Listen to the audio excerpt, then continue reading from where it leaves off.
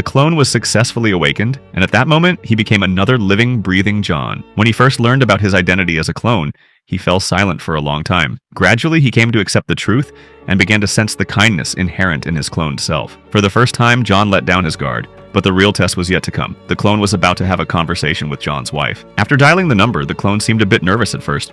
However, the moment he saw her, he instantly regained his composure. Unlike John, who was battling cancer, the healthy clone had far fewer worries. He and John's wife hit it off, sharing laughs and light moments. The clone saw a home that felt both strange and familiar. Meanwhile, just as John reached his doorstep and saw his wife busy in the kitchen, a wave of dizziness washed over him. He suddenly collapsed, unable to steady himself. Looking out the window, he was relieved to see that his wife didn't notice him downstairs. Struggling to stand, he made his way toward the car. Glancing back at his wife, John realized that even the last chance to be with her was slipping away. Soon after, he was taken back to the cloning facility, where he lapsed into a deep unconsciousness. To avoid raising his wife's suspicions, the female scientist decided to have the clone step in, returning home in John's place. She even sent a text message in his name, explaining he had slipped in the bathroom and would only be home tomorrow. The next morning, the clone opened the front door for the first time. He was greeted by his wife's worried face. He didn't try to put on an act. Somehow, just stepping through that door and seeing her felt enough to guide his response naturally. The female scientist quietly watched everything, thinking it seemed to be going well, but in the very moment they embraced, the family dog started barking relentlessly. Only the dog sensed that this wasn't really John. Not long after, John woke up. When he found out the clone was already back home,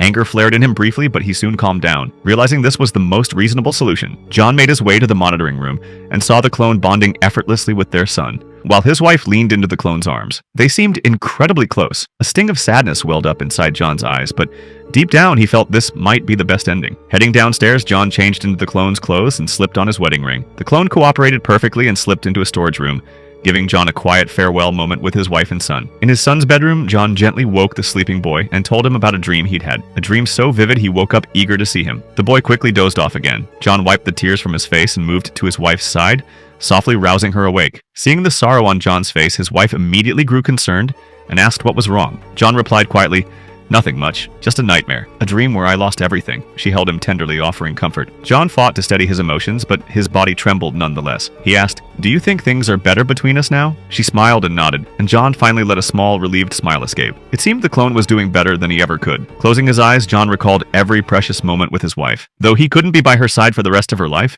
he was at least able to protect the happiness of his remaining days. Let me know if you want it adjusted to be more formal or casual.